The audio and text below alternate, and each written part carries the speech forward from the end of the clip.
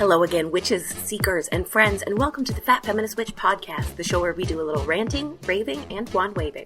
I'm your host, Paige, and together we are going to explore magic and spirituality, social justice, the psychic realm, and most importantly, ourselves.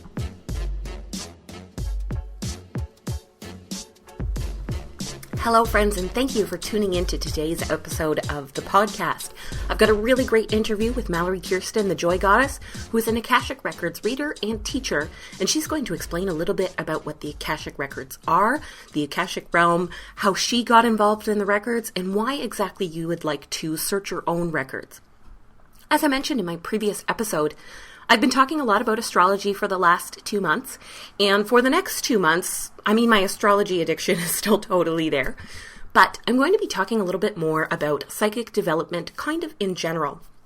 In the Witch and Bitch, which is my private membership group through Patreon, we explore a lot of the topics I end up talking about on the podcast during that time. And right now we're reading The Keys to Perception by Ivo Dominguez Jr. and learning about psychic development. One of my favorite, I think you could say, ways to start your psychic development is by looking into the Akashic Records. The Akashic Records is this incredible concept where it's the records of all of humanity in one place. It's kind of like the collective unconscious of humanity. And it seems incredibly complicated, and even then, I'm sure it instantly sounds like, whoa, that is like way out of my wheelhouse. But it's not. The Akashic Records are so accessible to anybody. And what I really like about this interview with Mallory is that she very much makes it clear that anyone can explore the records and anyone can find meaning and can discover more about themselves and connect to that psychic sense by working with the Akashic Records.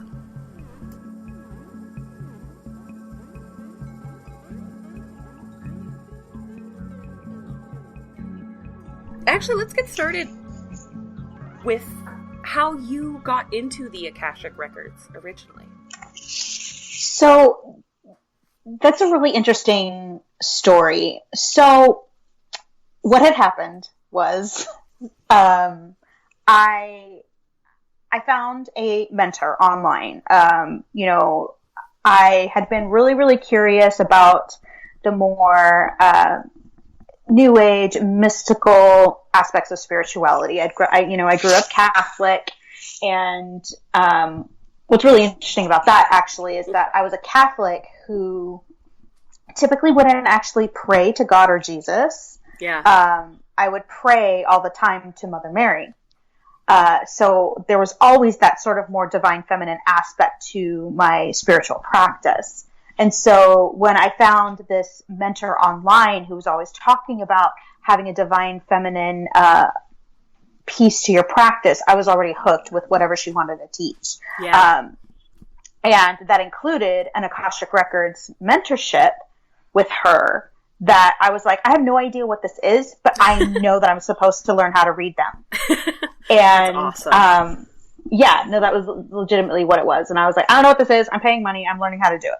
Like that was the amount of thought that went into doing learning to read the Akashic Record. Sometimes you don't have a lot of control over that stuff. Not really. Not it really.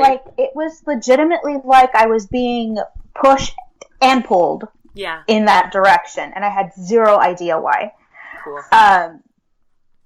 Yeah. And so I always tell this story about, my first time in my own records. I felt like that connection to divinity that I had been seeking. Cool. And that was really kind of the first time. I don't remember ever feeling it in the church. I don't remember ever feeling it in many of the practices and meditations and all these things that I had kind of experimented with before actually finding my mentor. So that's how I got started, and that's how I got hooked. And how I got hooked. That's excellent. So it's really neat that you had a mentor, because sometimes that can be so difficult for people to find. And I feel like it's been coming up more and more everywhere that I am. People are always asking, how do you find these? So it's really neat that you started with a mentor. Just for people who are unfamiliar with the Akashic Records, why don't you explain a little bit about what that means specifically? Yeah, sure. So I used to think that, like, you had to get a reading or you had to be in your own Akashic records to fully understand what the Akashic records are. And I still mostly believe that. But, you know, there are some kind of analogies and stuff that I can use to try to explain them a little bit better. Cool. So the simplest way of explaining what the Akashic records are they're the records of your soul's journey through all of its lifetimes, since its inception, all of its lifetimes. So all past lives, and there's also information in there that, you know, can inform potential future lives as well. Cool. Neat. Yeah, so it has everything that your soul has ever thought, said, done, over the course of its entire existence. So everything is in there. You know, I think a phrase that's often used that people tend to understand a little bit better is the Book of Life. Yeah. Which is definitely a phrase that's been used in several versions of the Bible, right? Oh, and yeah. then if you grew up in a Jewish tradition, it's referred to as your record, as in God's record in the Tanakh. That's cool. So all of these things are kind of the same things, but just by different names. Yeah, the Book of Life concept exists in almost every kind of culture everywhere, and in a lot of different forms, right? It's not always a book. Sometimes it's, you know, an entire library, the Library of Alexandria, that kind of thing. So it's a really neat, it's neat how personal it is depending on where you go. That's a really good description, though. That's a good description, and I feel like describing it as records of your life, I think it makes it easier for people to picture, you know, picture filing cabinet if you have to, but yeah, filing cabinet. And it's funny that you said like full library, because that's actually what I see whenever I'm like in my own records. I'm like, I'm in this huge, like old school library with like the study tables and all that kind of stuff. That's the vision that comes to me when I'm in my records. So that's cool. I definitely, in my first meditation into my Akashic records, I definitely saw like a cozy library, like with big chairs that I could sit in, because it was just the kind of place where I feel really comfortable.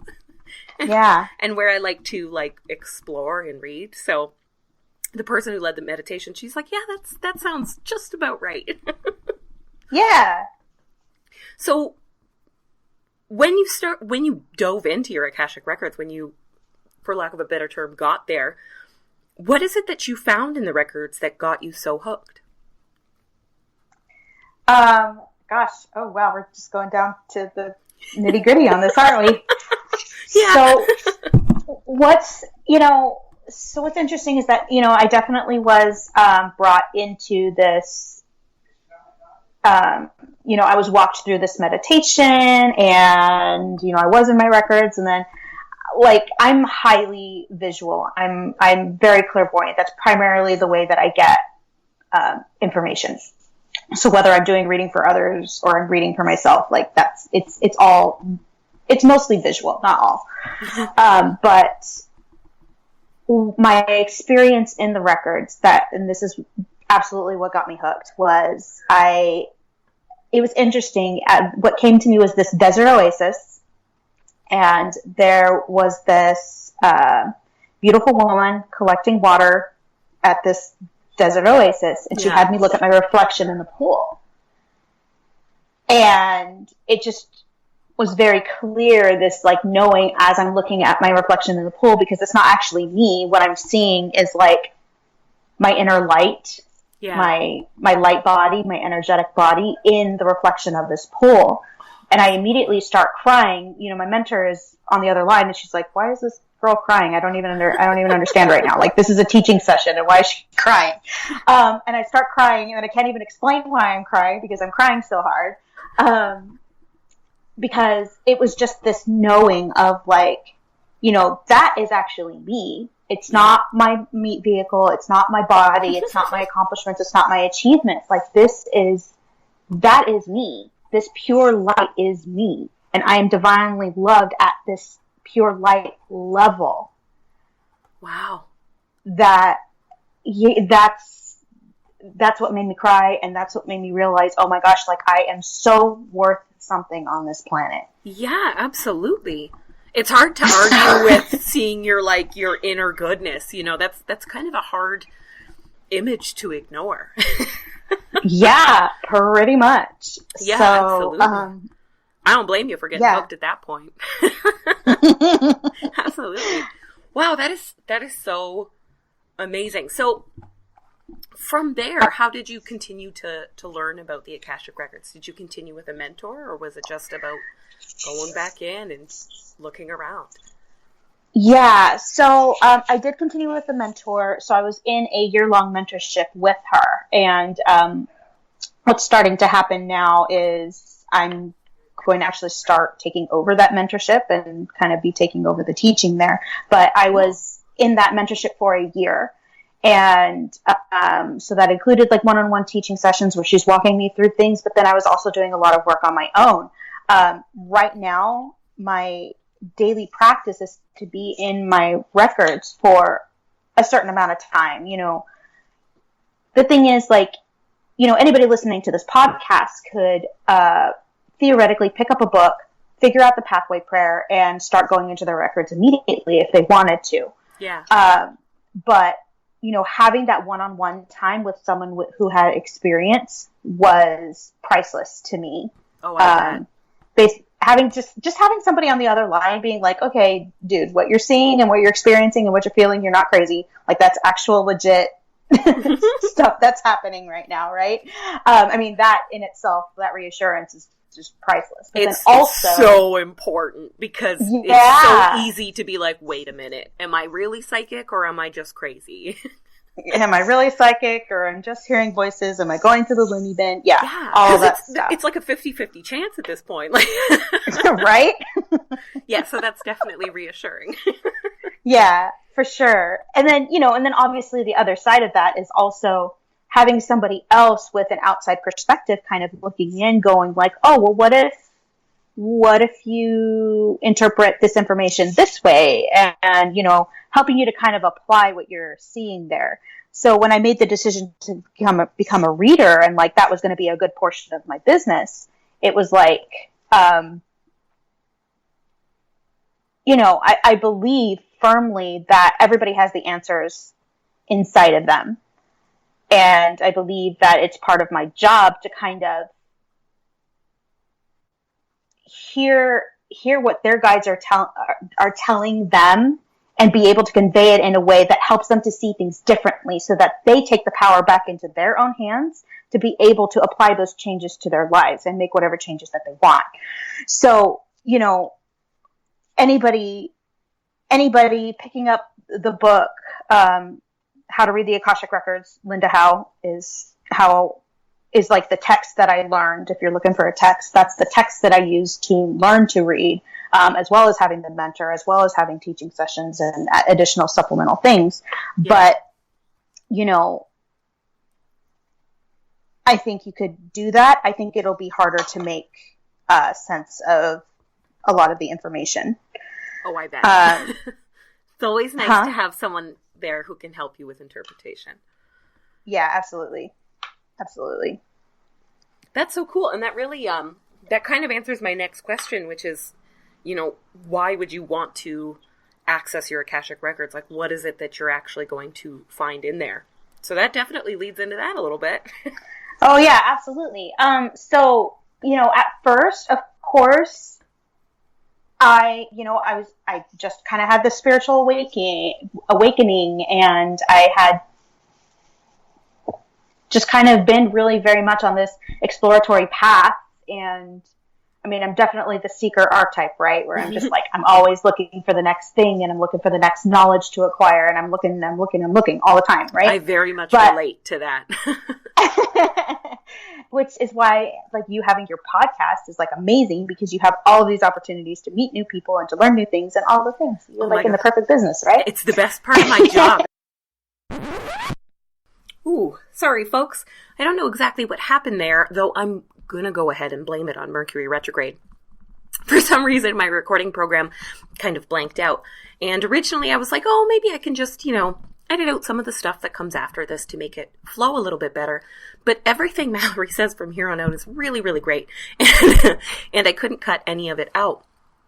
So what we were talking about I think it was like literally 1 minute that the recording went down, was how she began working with the records.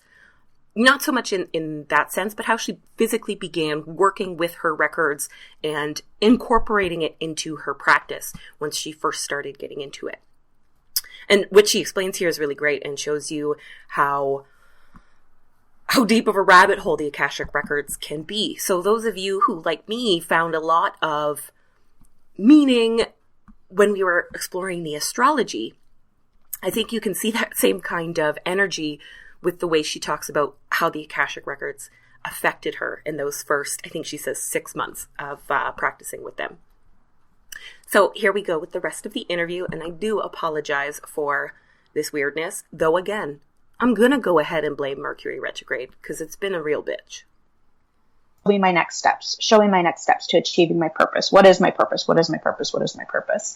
And I got to the point where I was actually having my records open and I was journaling with my records open and things just started coming through the pen. Like I wasn't even conscious that I was moving the pen, but this like sort of channeled writing thing started happening for me.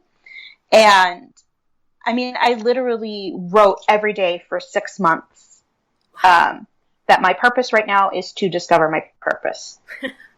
And I wrote that every day for 6 months.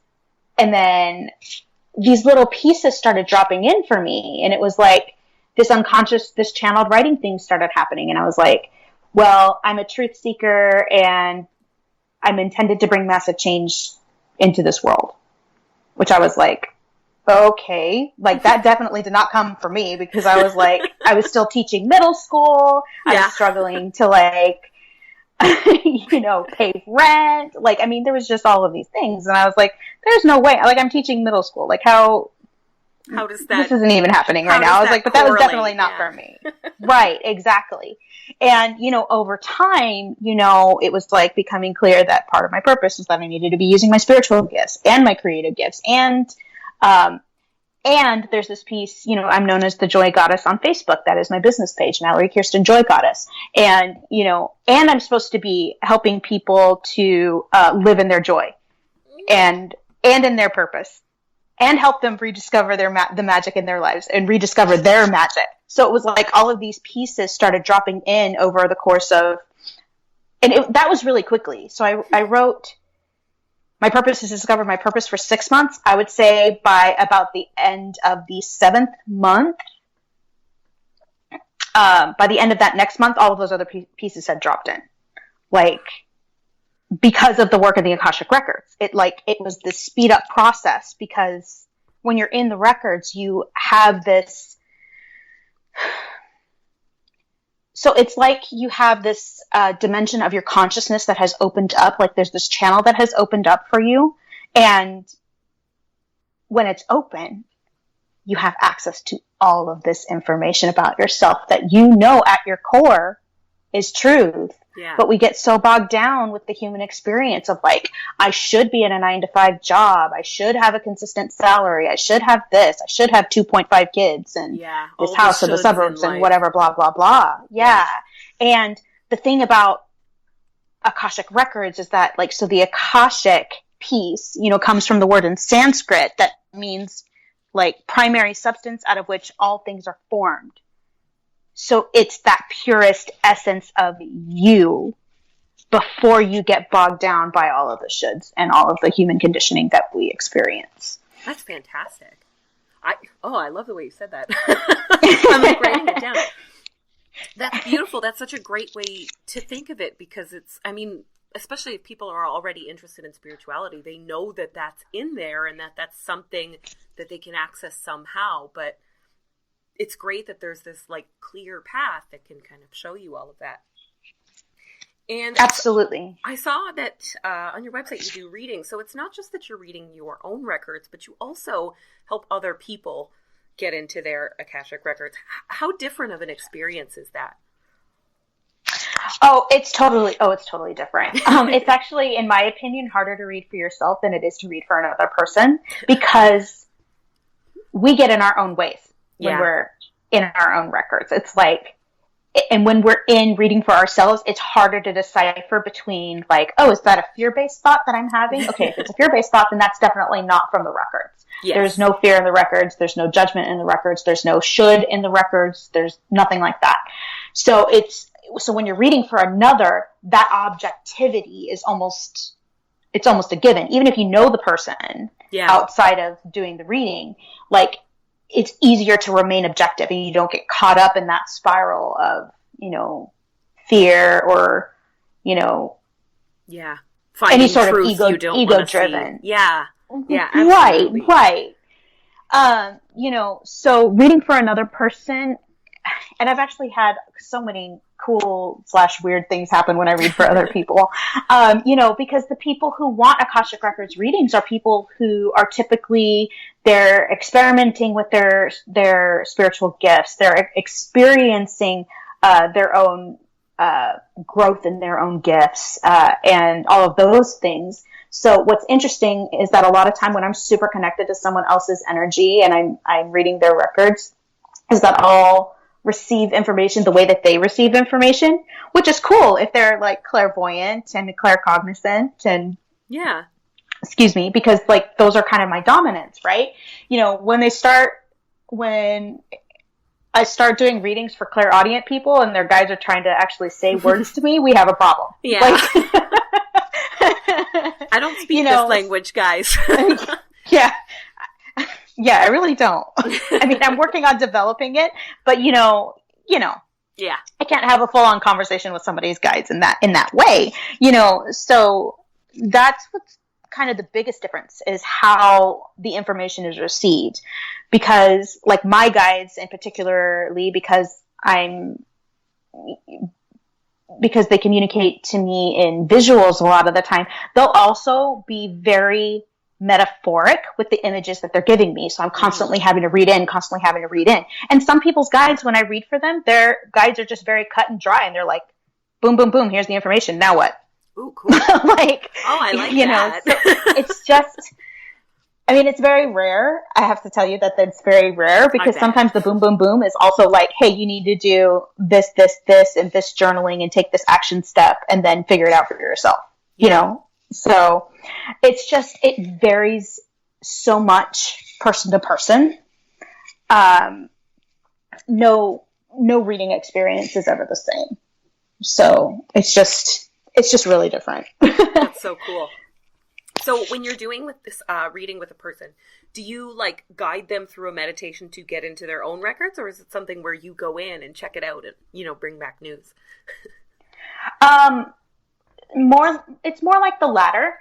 I definitely use a pathway prayer to open up the person's records. I do a prayer and I'm sort of getting myself into this, I'd call it a meditative state, but it's a little bit different than being in a meditative state. It's a little bit more like, it feels more like I'm straddling like two very different worlds, like the physical where I'm actually talking to and communicating with the person, and then the Akashic plane where it's like I'm communicating with guides. So it's like I'm kind of straddling these two areas, but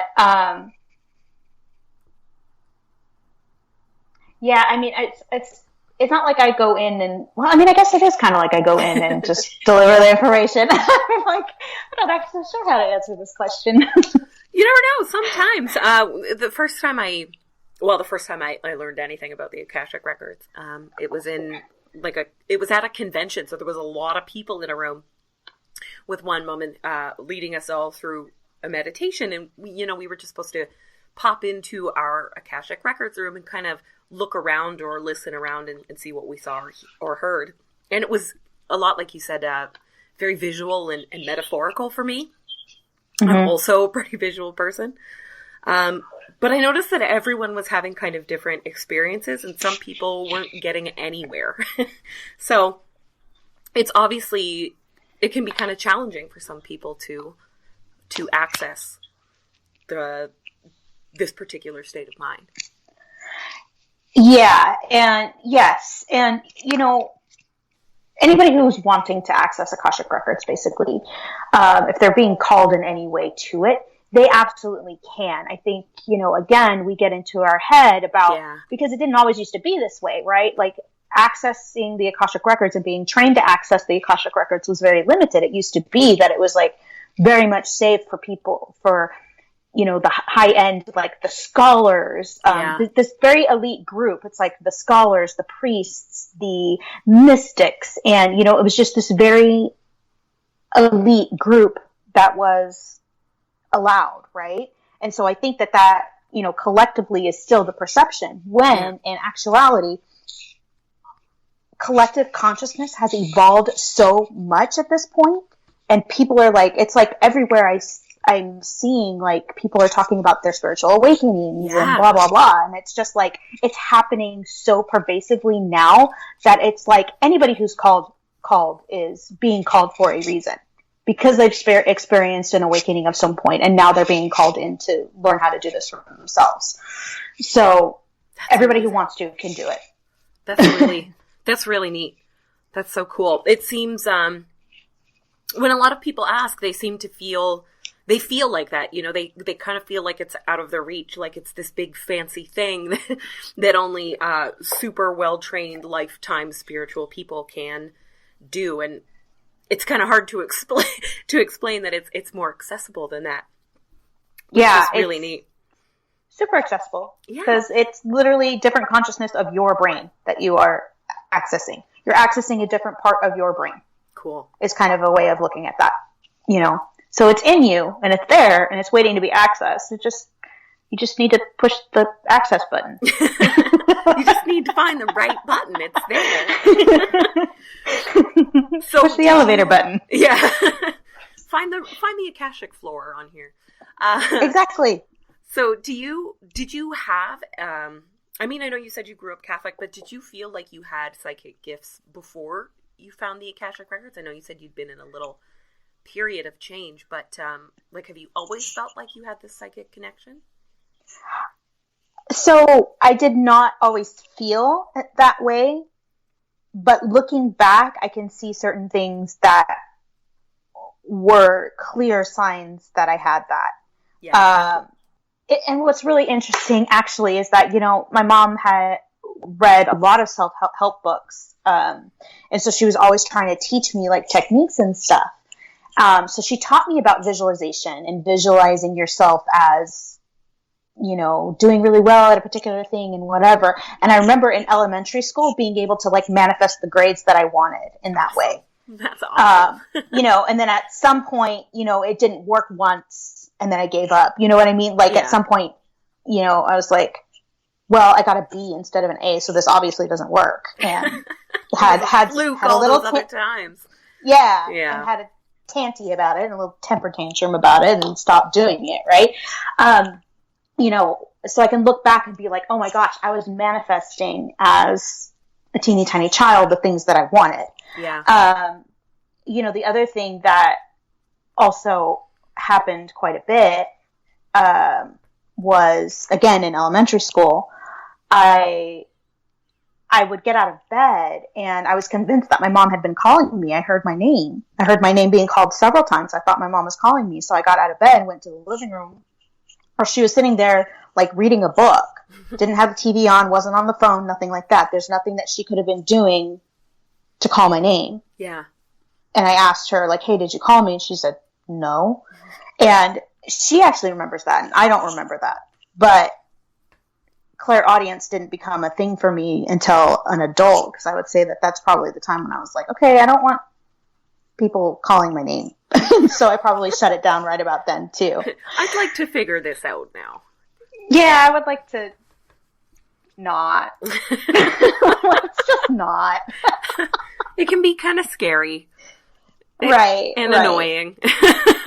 Right. And especially, because the one, I do have gifts that run on my mom's side. We have a cousin who, like, extremely gifted, like, tarot reader and just all of the new age things, right? Cool. And, I just remember being also a little bit afraid of her, because of all the stigma and stuff, behind that. So I wouldn't have even been receptive, before adulthood of any of the gifts anyway.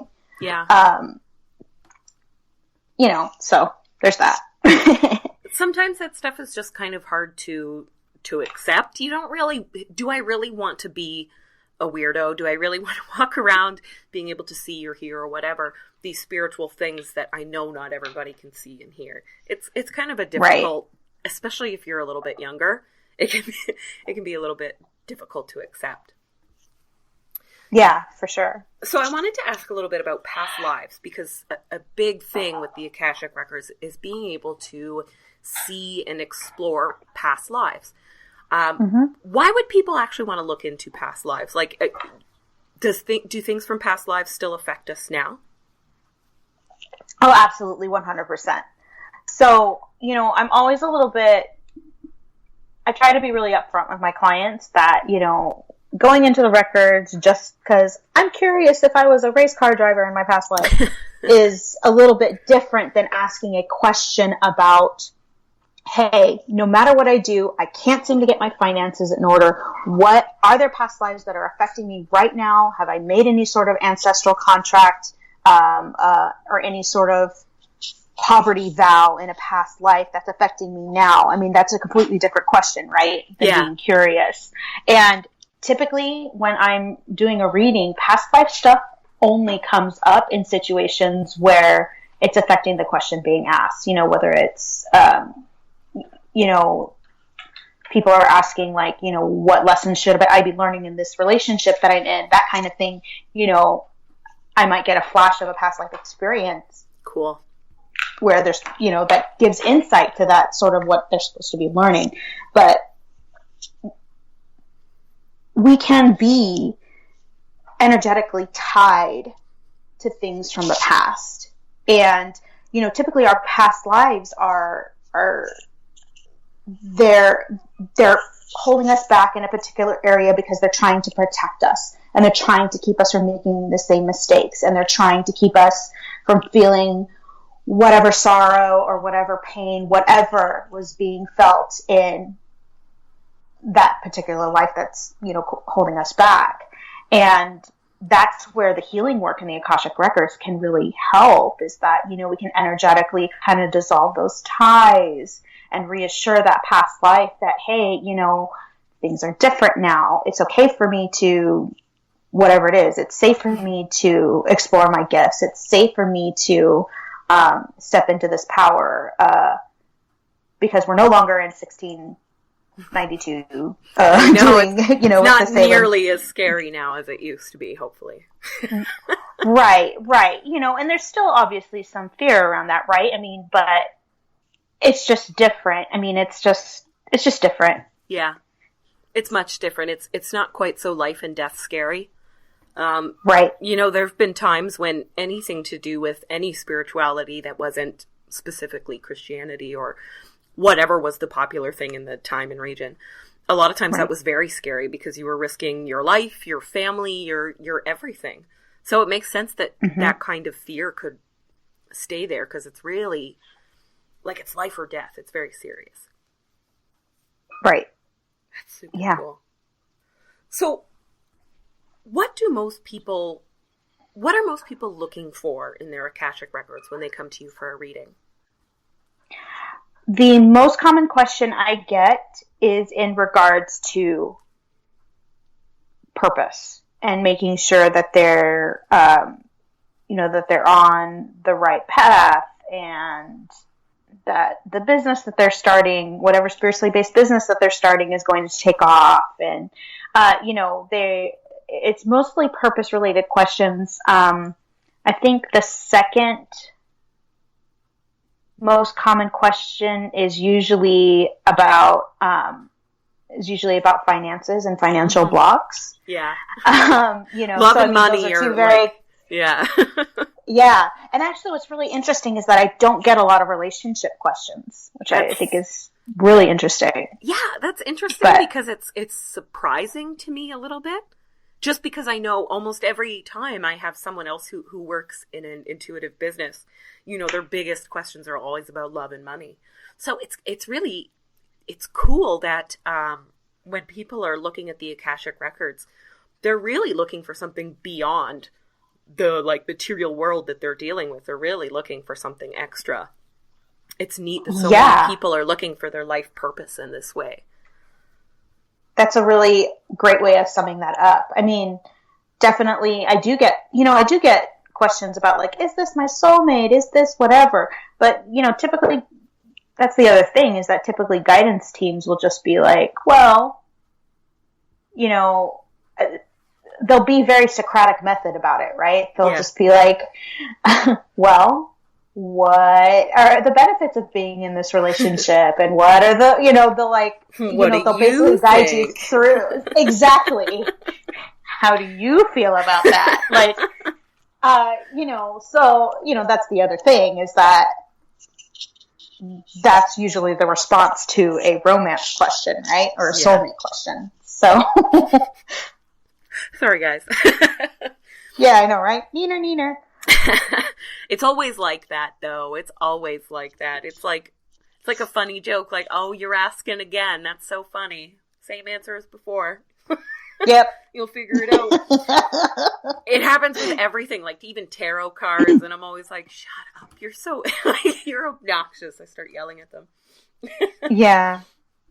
I feel like tarot cards are a lot meaner, because guidance teams will just be well, you could do this or you could do that. It's good to look at both sides, and here's maybe a different way of looking at it. And tarot cards are I am punching you in the face right now. Because I only have this small amount of space to get my message across, and you're going to get it. Yeah. Right. So here you go. Here's a throat punch. Yeah, and also a punch for your nose. Someone told me they're when psychics get information, they get the amount of information in an email.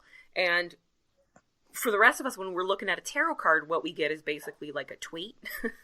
It's only that 140 characters, so you gotta make sure you get your message across.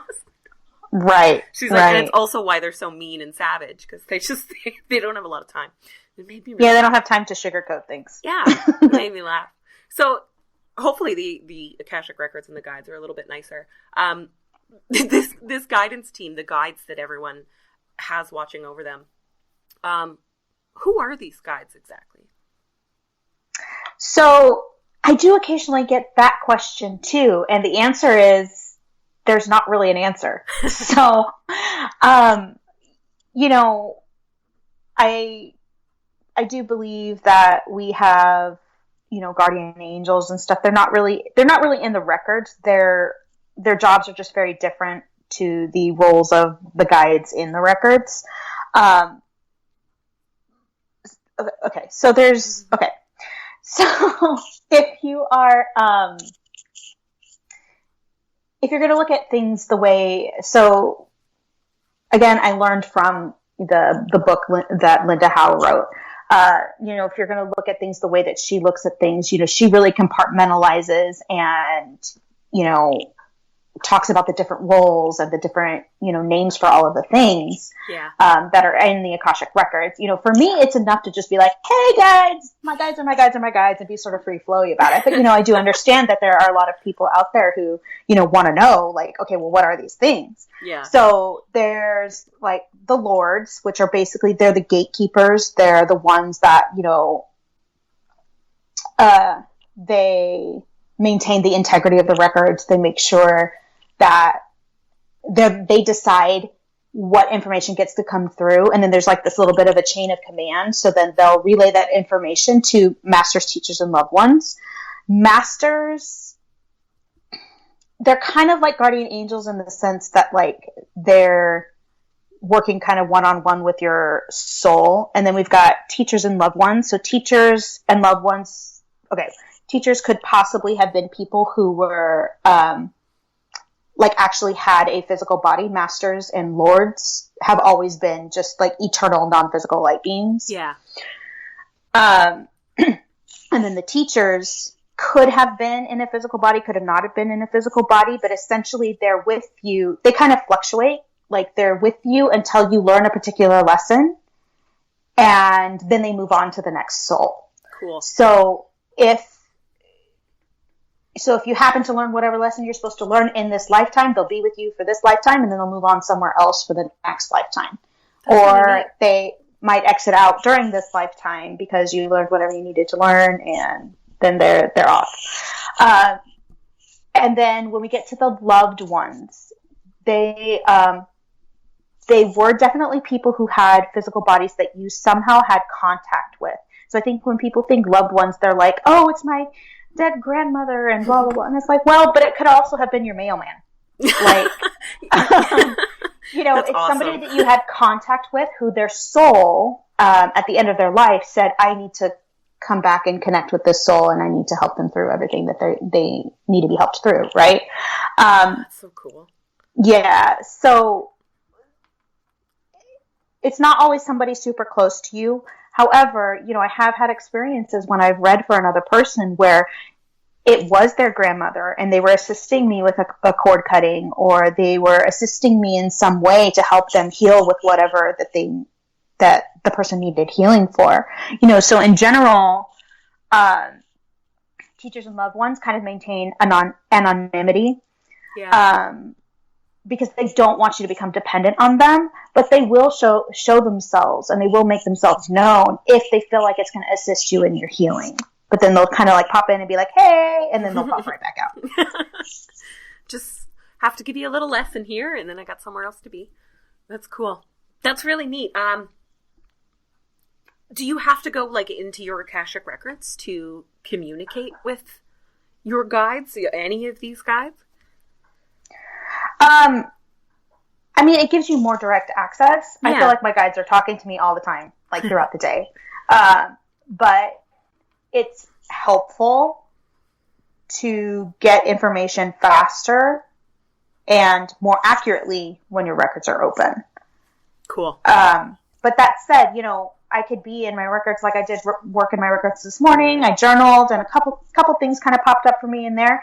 But I'm also fully prepared that I could be hit with like a download at like 10 o'clock tonight, and even though my records are closed, but I know that that's guidance from my guidance team. Yeah. That's neat. That's really neat.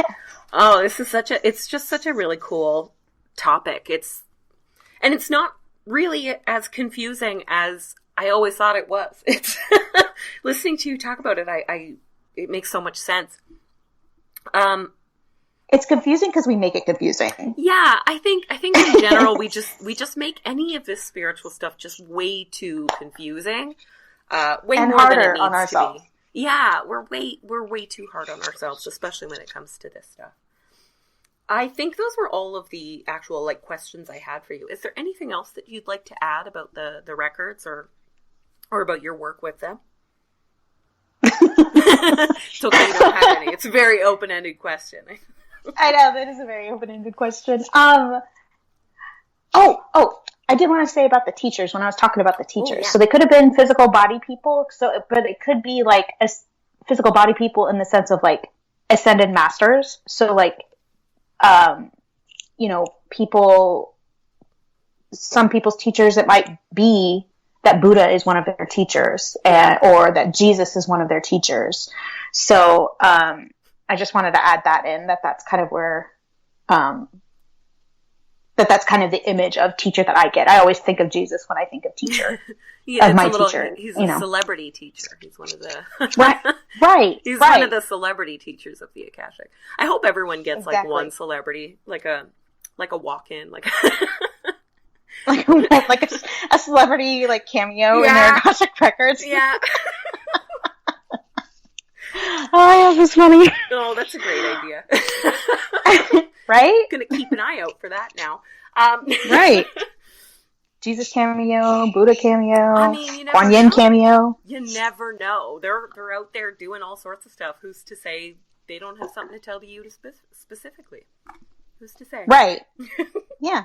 Seriously. That's seriously. so fun. And especially if you are connected to any specific deity, you know, they might show up and they're like, I'm super connected to Thoth. So, he shows up all the time. He pokes his head in all the time and waves. Yeah. I imagine quite a few people would have that experience, especially because even if it's not that being in particular, I imagine it would make some messages easier for people to understand. Right. Cool. Why don't you tell everybody that's listening where they can find you online and a little bit about your readings or courses or any of the Akashic offerings you have right now. Awesome. Yeah. So I am Mallory Kiersten, the Joy Goddess on Facebook. Mallory Kiersten is Kiersten. It's a little bit of a weird spelling. I'm on Facebook. If you're on Facebook, feel free to friend me. I'm also the Joy Goddess on Instagram. So I offer mini and full sessions. So if you're somebody that's kind of more wanting to just kind of experience what the records are all about and you're not sure that you have like too many questions or whatever, a mini session might be perfect for you. They're about 25 minutes long. The full sessions are 45 minutes long. Cool. And basically you can just get information downloaded like faster, in a faster time frame in a mini session versus a full session. Yeah. I've had clients say that like there was nothing mini about this session. I literally got like so much information in like half the time. Yeah. Those guys know that they've only got those 25 minutes and exactly. Damn it, you're going to get everything you need out of it. Right. And so my mouth never stops for 25 full minutes. It's just like for 25 minutes. So if you're interested in that, there's that option available. I'm also taking people through an Akashic Records course right now. It's a 6-week course with me. They're learning how to read for themselves. That's the emphasis and the focus. But I'm starting to take people and deposits for people who are wanting to start that 6-week journey with me beginning mid-April. So if you're curious about reading your own records and you want that face-to-face time, you're wanting to have a little bit more guidance versus trying to do it all on your own and by yourself. Like I said, that was the game changer for me, was being in the records, walked through with a mentor, having somebody to bounce things off of, having somebody basically assure me that I'm not going back crazy. Yeah. I'm not just hallucinating. Right. All of those things. So, that was just priceless. So if that is in any way interesting to you and you want to know more about it, you can find me on Facebook. And we can definitely chat about it and see if that's right for you. But of course, I'm of the opinion that it's right for everybody. So that's actually great, because a lot of people, I think you're right. I think this is one of those topics where having someone to guide you through and help you figure out what it is that you're, seeing, hearing, interpreting. I think that's like an invaluable resource for a lot of people. Just gives them a little validation Absolutely. that everything that they're experiencing is real and is worth taking with them when they come out. Yeah, because here's the thing, our fear around it are our biggest blocks to receiving the information. So if you have somebody there who's a support to help you not be so fearful, all of the information is at your fingertips. Everything is there for you, if you're opening yourself up to it. That's awesome. And while you were talking, I remembered one last thing I wanted to ask. Ooh, okay. The Joy Goddess. This is a beautiful name. I really like it. So I even have it written down 4 different times and I forgot. Why do you call yourself the Joy Goddess? I love this. It's such a wonderful image. I instantly smile when I say it. Okay. So that's a really funny and interesting story too. So I'm actually in the process right now of kind of blog posting this. It's like a little blog post series almost that's happening right now to kind of tell that story. But joy was kind of my thing that came through when I was writing out my purpose and the things that dropped in. I was like, my purpose is to help people live in their joy.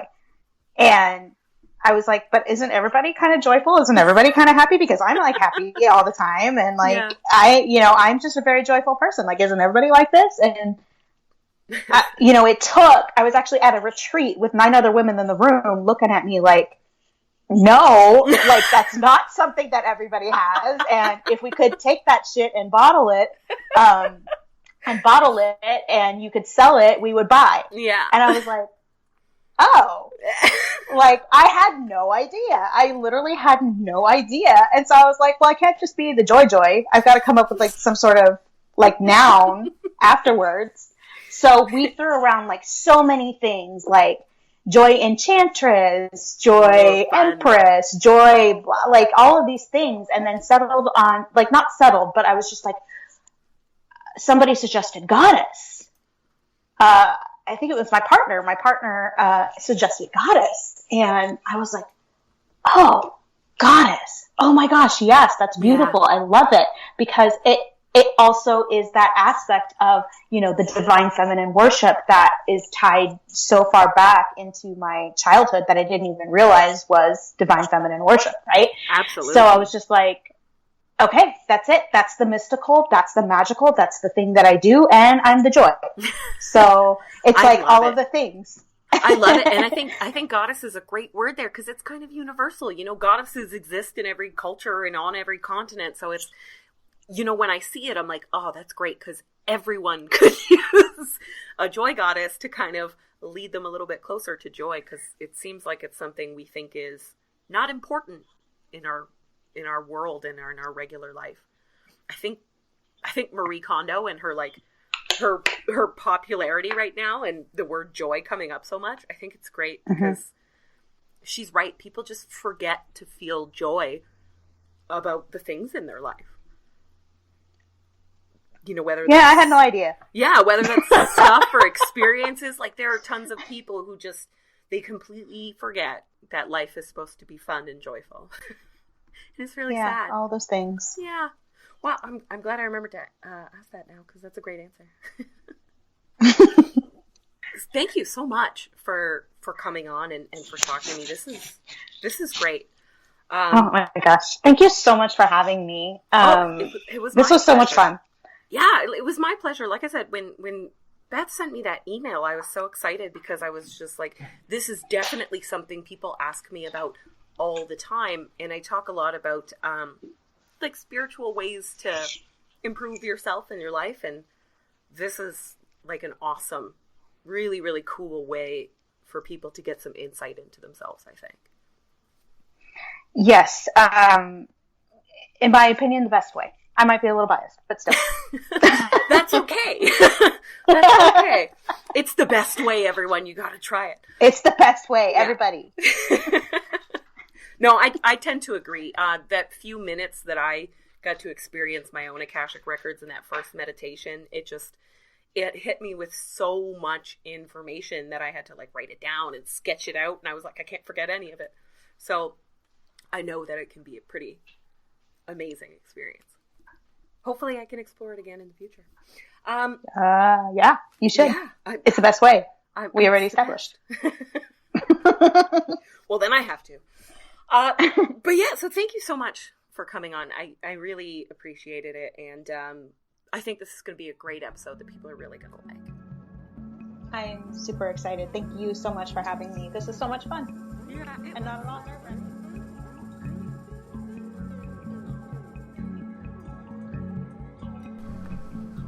Oh, what a super cool interview.